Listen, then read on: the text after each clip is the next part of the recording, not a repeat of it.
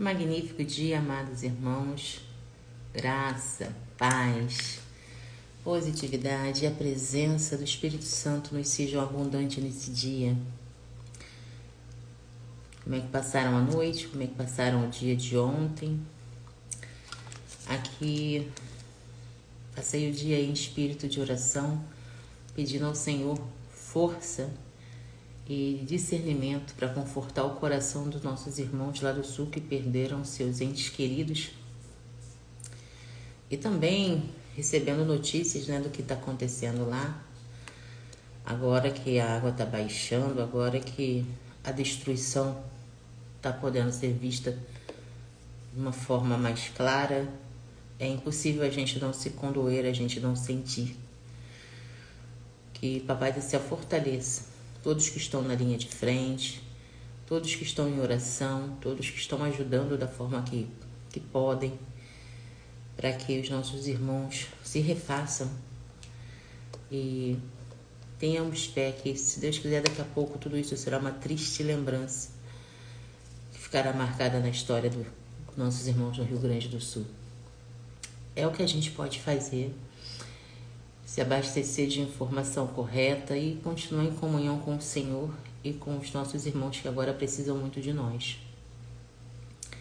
E vamos nos abastecer da palavra, aonde a gente vai renovar a nossa fé, aprendermos a caminharmos sobre os princípios do Evangelho e também transmitirmos a nossa energia positiva para o nosso próximo. Hoje vamos ler e compreender o capítulo 2 do livro de Atos dos Apóstolos.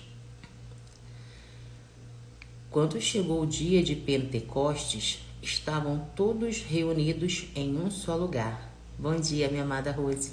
A paz e o amor de Cristo estejam sobre você. Acabei de iniciar a leitura, Hoje a gente vai fazer o segundo capítulo do livro de Atos e tem muitos ensinamentos aqui, tem muitas lições e princípios. E esclarecendo logo o primeiro versículo, dia de Pentecostes, lá atrás, na época, era a comemoração Era um dia, que eles comemoravam os primeiros frutos que a terra produziu. Então, eles eram como se simbolizasse uma festa de 50 dias. Por isso, foi batizado de Pentecostes. E nesse dia algo muito especial aconteceu. De repente veio do céu um som como de um vento muito forte e encheu toda a casa no qual estavam assentados. Apareceram línguas de fogo que se separaram e pousaram sobre cada um deles. Todos ficaram cheios do Espírito Santo e começaram a falar em outras línguas, conforme o Espírito permitia que se expressassem. Havia em Jerusalém judeus piedosos que procediam de todas as nações do mundo. Ouvindo-se o som, juntou-se uma multidão que ficou perplexa, pois cada um os ouvia falar em seu próprio idioma. Atônitos e maravilhados, perguntavam: não são galileus todos aqueles que estão falando? Então, como os ouvimos, cada um de nós, na nossa língua materna? Partos, medos e elamitas, habitantes da Mesopotâmia, da Judéia e da Capadócia, todo Ponto e da província da Ásia, da Frígia e da Panfilha do Egito, e das partes da Líbia próximas a Cirene, visitantes vindos de Roma, tanto judeus como convertidos ao judaísmo, cretenses e árabes. Nós os ouvimos declarar as maravilhas de Deus na nossa própria língua. Atônitos e perplexos, todos perguntavam uns aos outros: que significa isso? Outros, contudo, zombavam e diziam: eles beberam vinho demais. Então Pedro levantou-se com os 11 e, em alta voz, dirigiu-se à multidão: homens da Judéia e todos que vivem em Jerusalém, Deixe-me explicar isso. Ouçam com atenção. Estes homens não estão bêbados como vocês supõem. Ainda são 9 horas da manhã. Ao contrário, isto é o que foi predito pelo profeta Joel.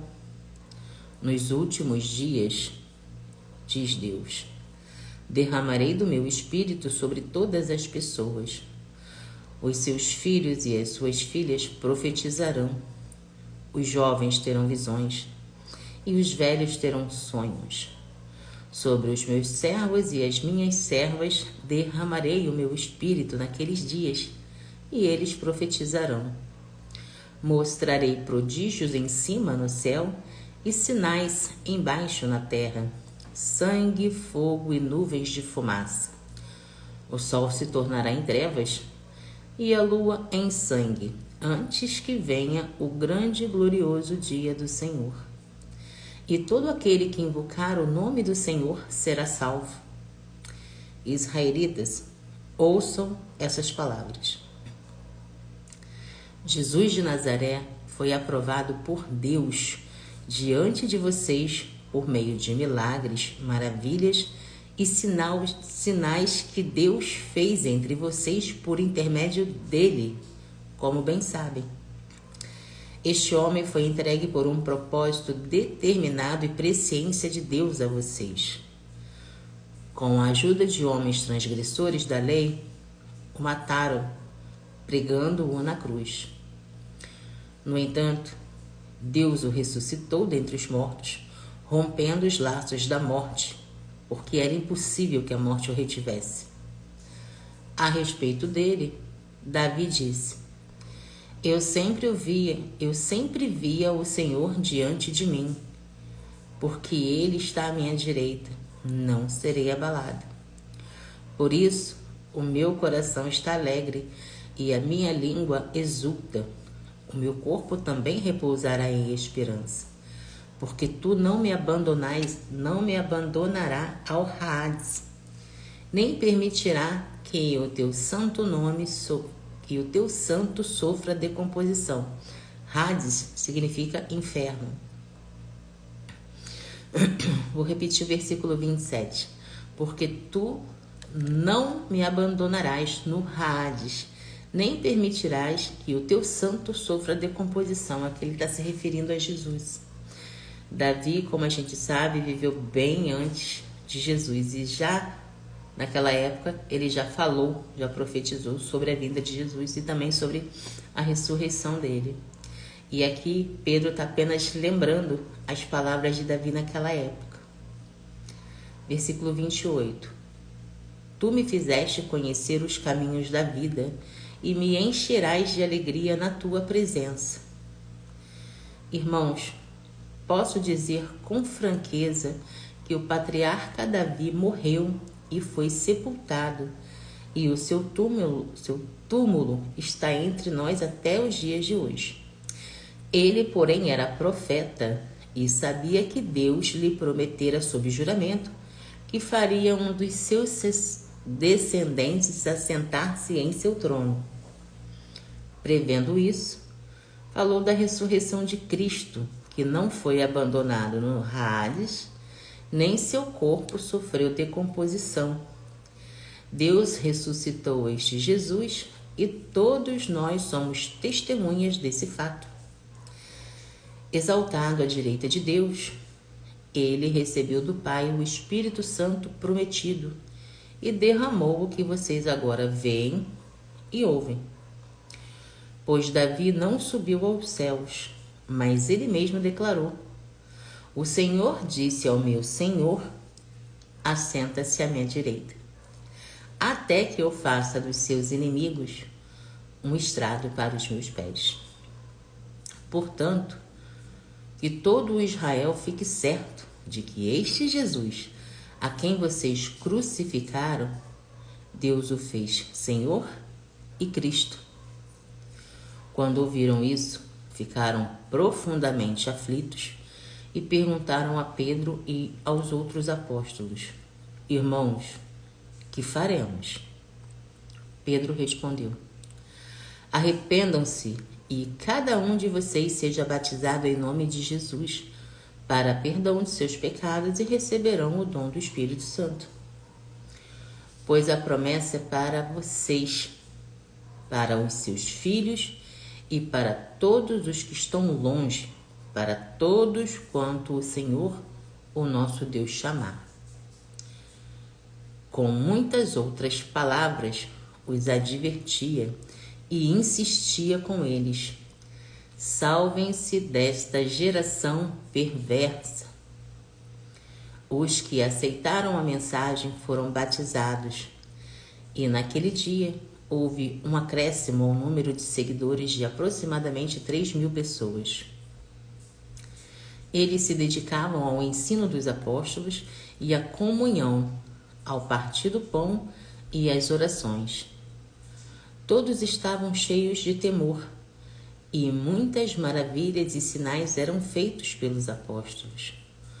Os que criam mantinham-se unidos e tinham tudo em comum. Vendiam suas propriedades e bens e o distribuíam conforme a necessidade de cada um. Todos os dias continuavam a reunir-se no pátio do templo.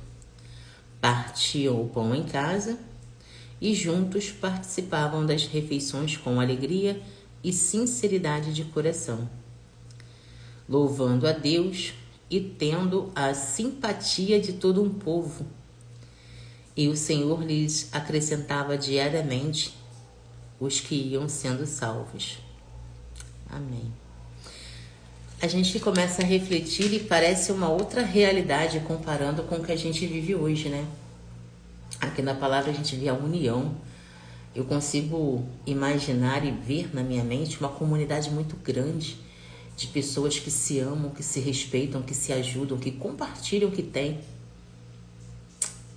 Teve uma novela aí, acho que da Record, chamada Gênesis, que falava muito das aldeias, das tendas, da época que eles viviam, né? E como aquele povo era unido, né? As mulheres se uniam e cozinhavam para todos. Os homens saíam para caçar, estavam sempre construindo alguma coisa, cavando um poço. Ou seja, é mais ou menos isso que a nossa atualidade deveria tomar para si, né? O respeito ao próximo, a união, a generosidade, a vontade de ver o próximo sempre bem. Mas o que a gente vê hoje é exatamente o contrário. É um querendo ser maior do que o outro, é um querendo ter mais que o outro, uns sempre se negando a fazer o bem, uns sempre julgando o que o outro tem, que não tem, o que o outro fez, deixou de fazer. E a tamanha distância que eles vêm tomando do Senhor e de tudo aquilo que nos foi ensinado antigamente. A gente estuda cada dia, e a cada dia um desejo novo no coração da gente toma mais espaço. As coisas estão evoluindo, as tecnologias estão chegando para facilitar a nossa vida, mas que a gente não tem que deixar de perder as nossas raízes, a nossa essência. Sabe, a simplicidade está em tudo. A tecnologia veio de fato para facilitar as nossas vidas, mas o amor de Cristo, o amor de Deus e tudo que Ele nos ensinou e tudo que Ele nos faz sentir tem que ser valorizado. A gente não pode esquecer, não pode abandonar, porque são essas coisas que nos aproximam dele. E independente da tecnologia, independente das facilidades que a vida e Deus nos permitem acessar, a consciência tem que estar nele, porque tudo é dele, para ele e por ele. E tudo que acontece aqui embaixo pode ser maior que for, ainda assim será inferior ao nosso Deus, porque maior que ele não tem. Então, sabe, a gente olha para a realidade que a gente vive hoje e é impossível a gente não sentir, né, o nosso coração não ficar pequenininho diante de tanta sujeira, diante de tanta coisa que a gente vê que não provém do Senhor. Não tem nada a ver com o reino. E eu sou muito agradecida a Deus por hoje ter essa consciência, que independente de quão grande seja a tecnologia, de quão grande ela facilite a nossa vida, né, nos traga conforto, enfim, finança, nada se compara ao que Deus nos deu, ao dom da vida, ao dom de ser a diferença, de estar sempre buscando o reino, gente. Porque é como se você olhasse para a terra hoje e tudo que você olha é como se estivesse sujo, sabe? Impuro. E quando você se volta para a palavra, quando você se volta para Deus, você se limpa. Você enxerga com clareza e tudo que tu quer é transbordar disso. É que os outros enxerguem pela mesma forma que a gente enxerga. E a maravilha está nisso. A gratidão a Deus está nisso. Porque não importa o quão o mal se levante, não importa o que os nossos ouvidos ouvirão e os nossos olhos enxerguem, a gente está forte, a gente está seguro, porque a gente pertence a Deus. E essas coisas não vão nos abalar, não vão nos enfraquecer, ao contrário. Essas coisas nos fortificam e nos dão certeza de que Ele está agindo, embora não pareça, embora a gente não entenda, Ele está ali o tempo todo. Vamos fazer a reflexão da gente ter a clareza do que esse capítulo vai nos ensinar hoje. Bastante coisa que já está queimando aqui, mas vamos lá. Lições e princípios de Atos dos Apóstolos, capítulo 2. O Pentecostes. O capítulo descreve o dia de Pentecostes, quando o Espírito Santo desceu sobre os discípulos, capacitando-os para falar em línguas e testemunhar poderosamente sobre Jesus. Pregação de Pedro. Pedro prega um poderoso sermão, explicando que o derramamento do Espírito Santo é uma realização das profecias do Antigo Testamento e exortando as pessoas ao arrependimento e à fé em Jesus Cristo. Conversões e batismos. Muitas pessoas se converteram e são batizadas após ouvirem a mensagem de Pedro, demonstrando o poder transformador do Evangelho. Comunhão e compartilhamento. A comunidade cristã primitiva é caracterizada pela comunhão, pelo compartilhamento de recursos e pelo cuidado mútuo entre os crentes. O que a gente vê um pouquinho hoje ainda, né? Um cuidando do outro, como deve ser, como a gente aprende desde pequenininho, alguns, né? Infelizmente essa geração perversa não tem a mesma visão. Que a gente cresce quando a gente cuida do outro. Maior é aquele que serve, segundo a nossa palavra aqui, a nossa bússola, né? Que nos guia, nos direciona, nosso mapa. Então é ajudando o próximo, é sempre se colocando no lugar do outro, sendo generoso. A palavra misericórdia, que a gente chama tanto, significa sentir a miséria do outro, né? Porque não tem como você ouvir coisas, ver coisas e não se condoer e não sentir a dor da miséria do outro. Então daí vem a palavra misericórdia. E muitos hoje ouvem. E vida que segue, tipo assim, não é comigo. Só falta falar uma outra palavra negativa aí, né? Mas os despertos não. Os despertos ouvem, veem, sentem dor, choram, oram, pedem a Deus força, porque eles sabem que Deus está vendo tudo, Deus está no controle de tudo, e isso não define o povo de Deus, pelo contrário, isso torna o povo de Deus mais forte. Sempre o inimigo, a vida, vai se levantar, vai fazer alguma coisa para abalar a fé dos filhos de Deus, para tirá-los do caminho do reino, mas quando a palavra está enraizada, são só degraus que os filhos de Deus vão ultrapassar para acessar mais ainda o coração do Pai. O crescimento da igreja. Após o Pentecostes, a igreja cresce rapidamente à medida que mais pessoas se convertem e se reúne à comunidade dos crentes. Resumindo, o segundo capítulo dos Atos dos Apóstolos narra o poderoso derramamento do Espírito Santo no dia de Pentecostes, resultando em conversões, pregação fervorosa e crescimento da igreja primitiva. Ele destaca a importância da pregação do Evangelho, do arrependimento, da comunhão entre os crentes e do testemunho do poder transformador de Jesus. E é o que nós tiramos também para a nossa vida hoje.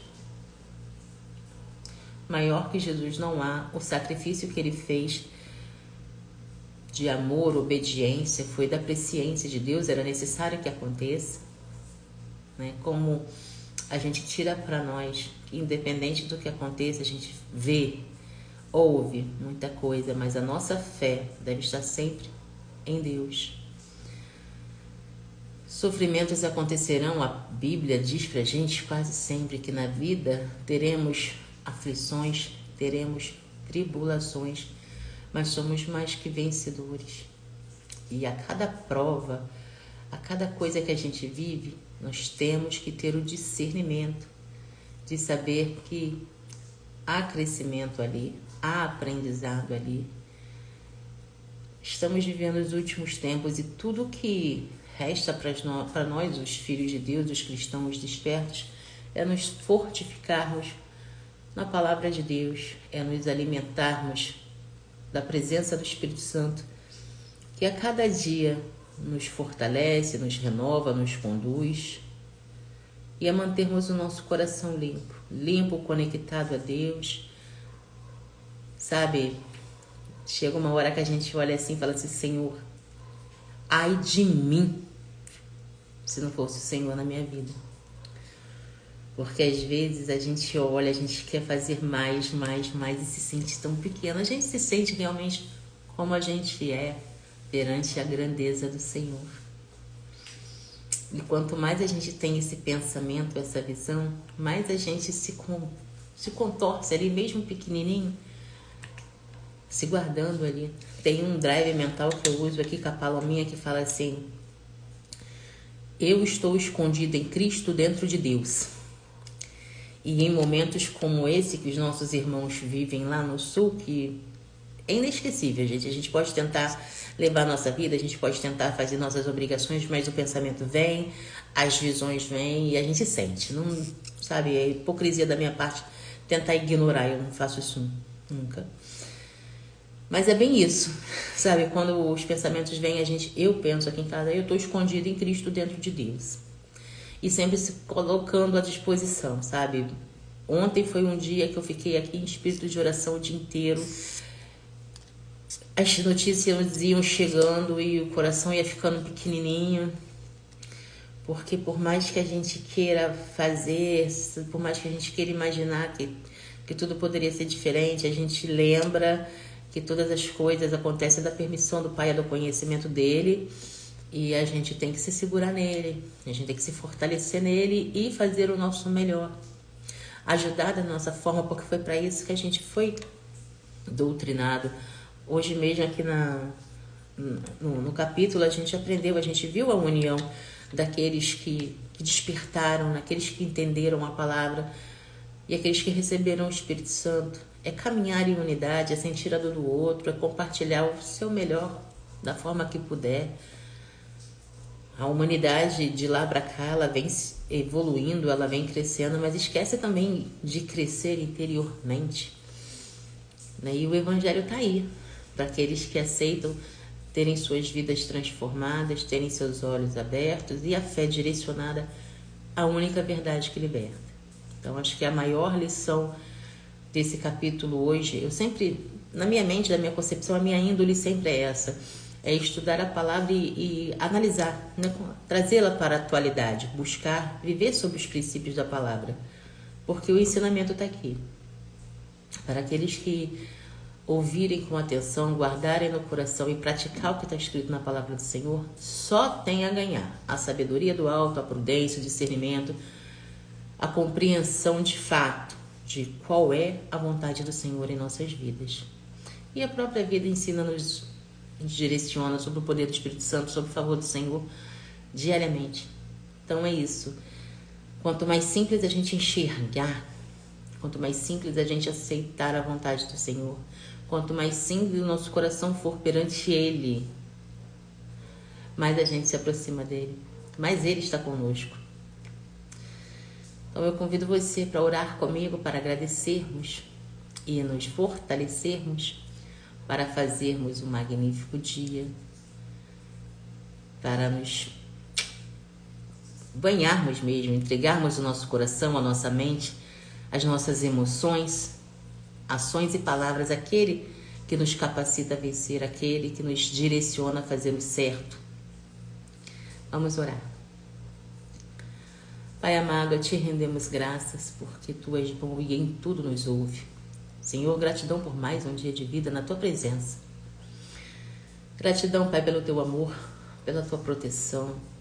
Gratidão pela Tua misericórdia, o Teu perdão, Pai. Pai, gratidão por essa palavra que traz clareza, traz providência, comprime o nosso coração e nos mostra, Pai, que é na simplicidade da Tua palavra que a gente cresce em sabedoria, cresce em prudência, cresce em discernimento e cresce em ação, Pai. Pai, que Teu Espírito Consolador nos invada, nos lave, nos renove, nos faça vaso novo e que nos direcione a realizar, Pai, a Sua vontade, ajudando, intercedendo pelo próximo, nos faça fortes, nos direcione a agir de acordo com a Tua vontade em todos os momentos do nosso dia. Pai, humildemente te peço pelos amados irmãos que estão hospitalizados, te peço pelos amados irmãos que perderam tudo, perderam seus entes queridos que são de valor inestimável, Pai. Força, conforto para aqueles que ficaram, Pai. Esteja conosco, Senhor, nessa fase que, em nome do Teu Filho Jesus, passará. Nossos irmãos se reerguerão. A Tua força está com eles, Pai. Com Ele e com todos nós que precisamos e dependemos muito de Ti, Pai. Que a Tua graça nos baste.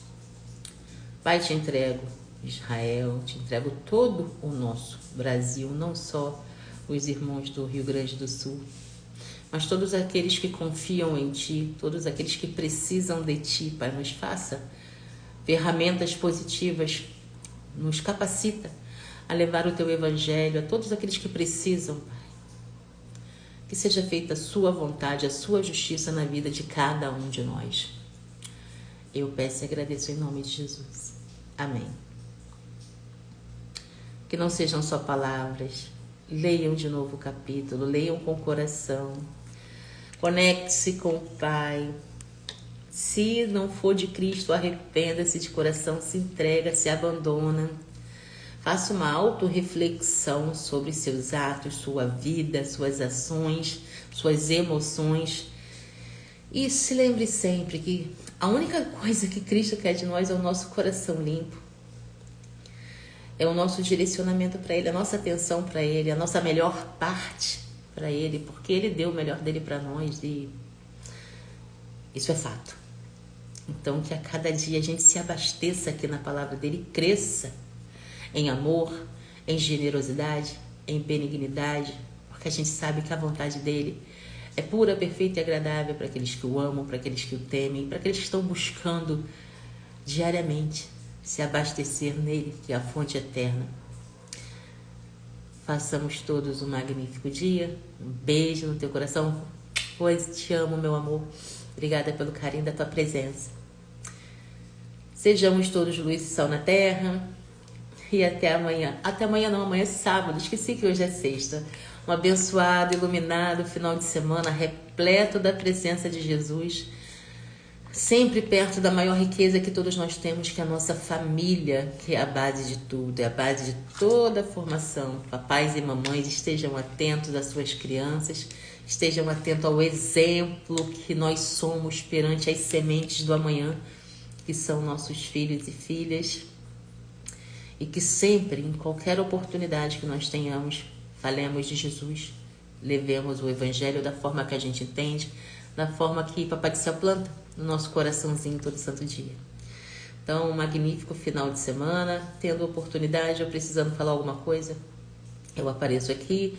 No entanto, deixo os vídeos lá no YouTube. Esqueci de avisar que eu estou fazendo cortes. Eu pego as partes reflexivas, as reflexões que a gente faz aqui, que às vezes queima, e eu acho importante compartilhar também, então eu faço cortes e deixo lá no YouTube.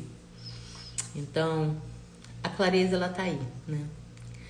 Para aqueles que desejam acessar, para aqueles que desejam crescer, para aqueles que precisam de uma palavra, de um direcionamento. O Evangelho está aí e ele é rico de lições, ele é rico de aprendizado e a gente tem que se abastecer dele cada vez mais.